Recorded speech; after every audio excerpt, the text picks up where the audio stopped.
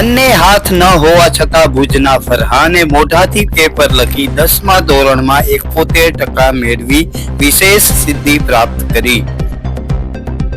5 વર્ષ પહેલા વીજ શોક લાગવાથી બંને હાથ ગુમાવનાર ફરહાને હાર ન માની તેને ખૂબ મહેનત કરી અને તેની મહેનત સફળ થઈ।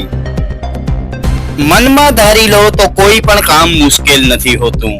ફરહાને મુશ્કેલીઓને વશ ન થયો, તેની મહેનત રંગ લાવી। ફરહાનના પરિવારજનો અને શિક્ષકોના માર્ગદર્શન હેઠળ તમામ મુશ્કેલીઓ નાની બની ગઈ। ફરહાનની અંતે જીત થઈ। नमस्कार, आवाज जनता की माती हूँ दतेश भावसार। कोई भी मुश्किलें थका नहीं सकती, रास्ते की रुकावटें गिरा नहीं सकती। गर जुनून है जीतने का तो हार कभी भी आपको हरा नहीं सकती। આજે આપણે એક વિશેષ સ્ટોરી બનાવી રહ્યા છીએ ભુજના ફરહાનની। ભુજમાં મુસ્લિમ એજ્યુકેશનમાં ભણતો ફરહાન, જેને 5 વર્ષ પહેલા એક અકસ્માત નડ્યો હતો અને વીજ શોક લાગવાથી ફરહાનના બંને હાથો કાપવા પડ્યા હતા, પરંતુ ફરહાને આ પરિસ્થિતિને વશ ન થઈ અને અભ્યાસ ચાલુ કર્યો। શરૂઆતમાં ફરહાને પગથી લખવાનું ચાલુ કર્યું, કેમ કે હાથ તો હોય નહીં એટલે કઈ રીતે લખી શકે, પરંતુ એ ન ફાવતા અમુક શિક્ષકો અને વડીલોએ એને સલાહ આપી કે તું મોઢાથી લખવાનું ચાલુ કર, અને ત્યારબાદ ફરહાને મોઢાથી લખવાની પ્રેક્ટિસ ચાલુ કરી। એક પરિસ્થિતિ એવી ઊભી થઈ કે ફરહાને જ્યારે મોઢાથી લખવાનું ચાલુ કર્યું ત્યારે ખૂબ જ તકલીફો પડી, પરંતુ સમયાંતરે પ્રયાસો કરીને પ્રેક્ટિસ કરી અને ફરહાને 10મા ધોરણમાં પેપરો મોઢાથી લખી અને 71% સાથે ફરહાન ઉત્તીર્ણ થયો છે। એટલે હકીકતમાં તમને કહું તો જો તમારામાં હોસલો હોય તો દુનિયાની કોઈ પણ રૂકાવટ તમને રોકી નથી શકતી।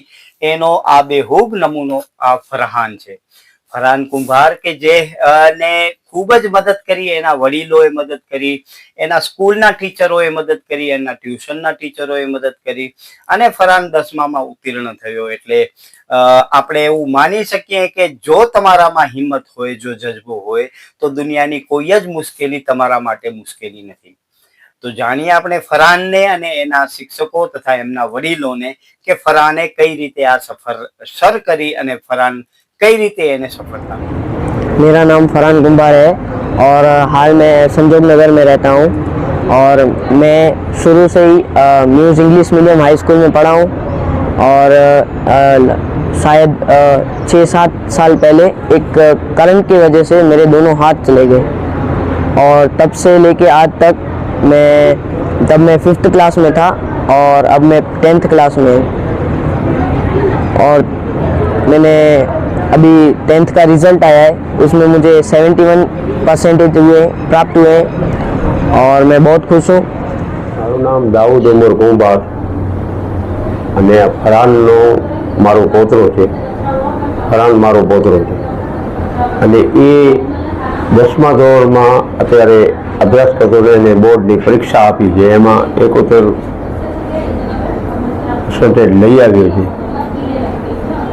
અને એને 2 હાથ ન આવે, એને અકસ્માત થયેલો।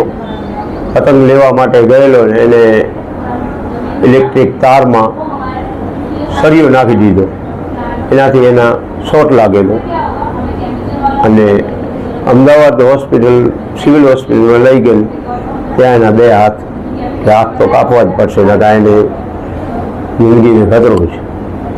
તો 2 હાથ એના હાલ્યા ગયા। તો ખુશી થઈ, હાથ ન હોવા છતાં 71% લઈ એટલે ઘણી ખુશી થઈ સાહેબ। એમને પ્રેરણા મળે આની અંદર કે અમે જે નાપાસ થતા હોય કે અમે આ હાથ વગરના 71% લઈએ તો અમે શું કામ ન લઈએ, આવું બાળકોના મન। ઘણા લોકો બોર્ડમાં ઓછા પરિણામના કારણે ખોટું પગલું ભરી લેતા હોય છે, એ આને જોઈને એમને પ્રેરણા મળે, એ સંદેશો એ આપો અને આને જોઈ લો। આને અગર 71 લગે તમે તો 100% લઈ આવો, શું તમે સોચશો બધી રીતે, તો આ જો દિવ્યાંગ છે એ 71% લઈ આવ્યો, તમે 100% લઈ આવવાની ઉમેદ। બંને હાથ ન હોવા છતાં પણ પોતાના જે પ્રયત્નો છે એના દ્વારા એ ખૂબ મહેનત કરીને જે 71% મેળવ્યા છે। આ 2 બાબતો આપણે શીખવે છે। ફરહાન જે શરૂઆતમાં તો એને જ્યારે એ મને લાગે છે એકદમ હતોત્સાહ થઈ ગયો હશે કે હવે હું કેવી રીતે લખીશ, કેવી રીતે ભણીશ. એના જે શિક્ષકો છે મુસ્લિમ એજ્યુકેશન હાઈસ્કૂલના, એને કીધું હશે કે તું પગથી લખવાનું શરૂ કર્યું, પણ એને એ ફાવ્યું નહીં. પછી એણે મોઢાથી લખ્યું. મોઢા અને હાથનો જે એણે બેનો સંયોગ કરીને જે લખે છે એ ખરેખર એક અજાયબી કહેવાય. એની છે. એના અક્ષરો તમે જુઓ તો આપણને એમ લાગે કે કદાચ જે સારા હાથોથી લખતો એનાથી પણ સારા અક્ષરો એ કરે છે. એ ખરેખર પ્રેરણાદાયક છે. અને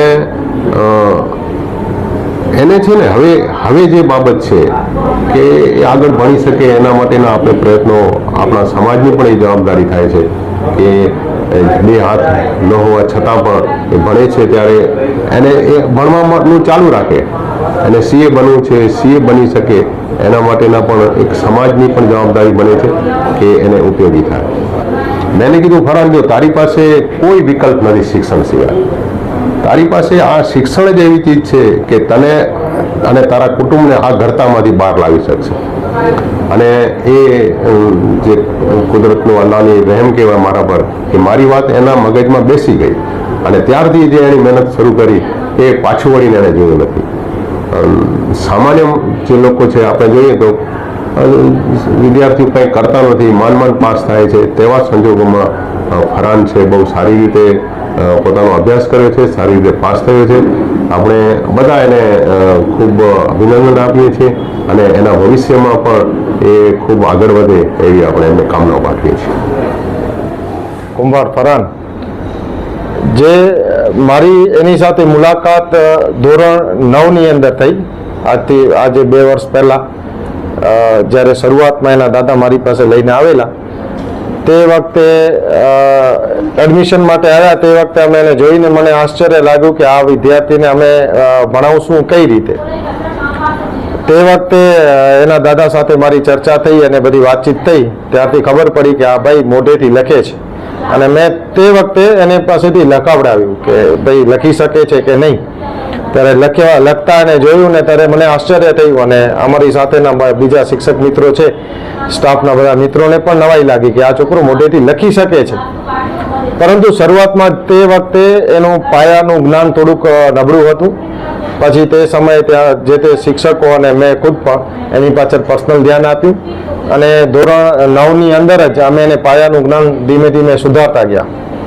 અને એણે ધીમે ધીમે બહુ સારું એવું સુધાર થતો ગયો. અમુક વખતે એવું પણ લાગ્યું કે આ ભાઈ નાપાસ થશે. તે વખતે પણ એણે પોતાની હિંમત દાખવી અને બીજા એના મિત્રોનો સાથ સહકાર અને પરિવારના સાથ સહકારના કારણે એ ધીમે ધીમે આગળ વધતો ગયો.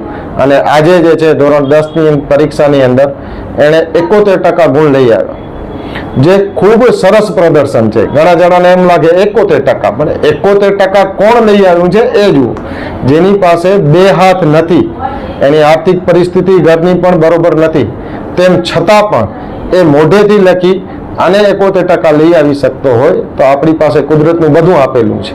આપણી પાસે 2 હાથ છે, કાન છે, બધું છે.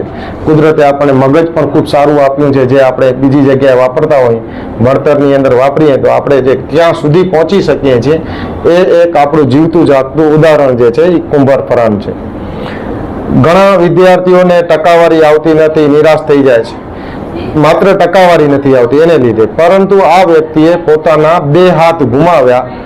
તે સમયે નિરાશ થવાની જગ્યાએ એણે હિંમત દાખવી અને મોઢેથી લખવાની શરૂઆત કરી અને પોતે એ એજ્યુકેશનની અંદર, ભણતરની અંદર એટલો આગળ વધ્યો. હતાશા કોને નડે કે જેની પાસે કંઈ નથી, એની પાસે ઘણું બધું નથી, પોતાના શરીરના અંગો નથી, તેમ છતાં પણ એ હતાશ થયેલ નથી. જે ખૂબ દરેક વ્યક્તિએ, ખાલી માત્ર વિદ્યાર્થીઓએ નહીં પણ સમાજના દરેક વ્યક્તિએ એની પાસેથી શીખવું જોઈએ. અને એણે જે છે જે હાંસલ કર્યું છે, પોતાનું મનોબળ જે રીતે આગળ વધાર્યું છે, દરેક વ્યક્તિએ પોતાનું મનોબળ આ રીતે આગળ વધારવું જોઈએ. મને એક બહુ જ સરસ શેર યાદ આવે છે, कोई किसी पे मर जाए ये कब होता है, अब तो मार का ये नामो नसब होता है, पूछने जाओ तो पाबंदी जमाने भर की और करने पे आ जाओ तो सब होता है. ફરહાનના જે હાથ કપાઈ ગયા ત્યારબાદ પરિસ્થિતિને ફરહાન વશ ન થયો અને એને આગળ વધવાનું નક્કી કર્યું. ત્યારે આગળ વધતા એને કોઈ જ રોકી ન શક્યો. એટલે કે જો તમે મનથી વિચારી લ્યો તો દુનિયાની કોઈ પણ મુશ્કેલી મોટી નથી હોતી અને એ મુશ્કેલી તમારા કદમોમાં આવીને ઝૂકે છે. નમસ્કાર, આવાજ જનતા કી માંથી હું દતેશ ભાવસાર. તમને અમારી સ્ટોરી સારી લાગે તો લાઈક કરો, સારી ન લાગે તો અમને સૂચન આપો, પરંતુ સબસ્ક્રાઇબ કરજો જરૂર.